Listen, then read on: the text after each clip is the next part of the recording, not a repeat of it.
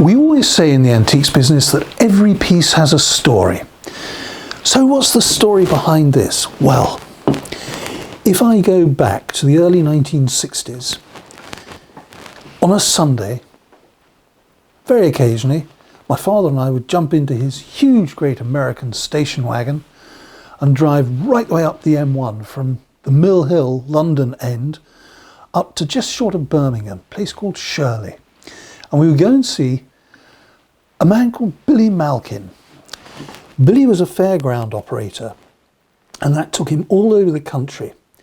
And everywhere that he and his fairground rides went, he would stop at charity shops, second-hand furniture shops, antique shops, and if he found something good, he'd put it on the van to bring it back to Shirley, and then phone my father up and say, I've got something for you. So we used to go on up to Shirley. And it was on an early trip to Billy Malkin that I saw the first one of these tables that I'd ever seen. And that's got to be almost 60 years ago. So we've got a table that was made in about 1740 with those cabriole legs and pad feet. And it's a circular table, but it's much more than just a circular table. Because this one has, as you can see, a centre equilateral triangle with 3 leaves. And if I very carefully turn that around like that, you'll see the base stays where it is and the leaves go round and drop down, giving you a triangular corner table. What fun. This is what being in antiques is all about, seeing pieces like this. This is so rare. As I say, in the past 60 years, I've seen maybe 2 other examples of this. And this one is a textbook example of what to look out for in a piece of virtually untouched English furniture. It's been around for the best part of 300 years. And I'm going to turn it upside down in a moment and we'll have a look at the underside of it. Because as I often say, when you look at the underneath of a piece, you can tell almost as much about it as you can by looking on the top. So when we look at this from the wrong way up, we can see almost as much about it as the other way up. There are all sorts of things to note. You'll see this line on all the leaves, which is where it just catches on the legs as you spin the top around.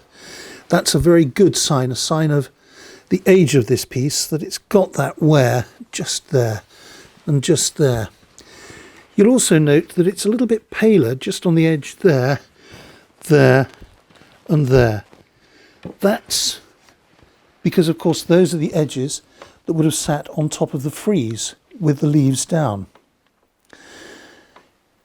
The hinges, as you can see, iron hinges all the way round, they're all absolutely untouched, and you can see the guide marks that the cabinet maker who made this put on there so that he located the hinges in exactly the right positions. Then the patina is glorious. You can see this dark ring all the way around the outer edges of these 3 flaps. That's where, when people have turned the tops, the grease from their fingers has stained the underside of the leaves. It's so important when we look at a table like this that it has that. You can't fake that. And then what I love about this is this design here.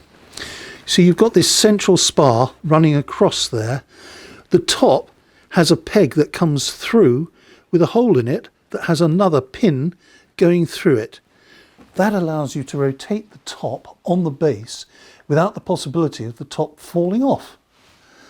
A well-constructed, beautifully made piece. And just look at this patina here on the legs, getting almost black down on the feet. That's what we always look for. And you won't find a better textbook example anywhere. What a lovely piece. Made in about 1740 and still doing wonderful good service today.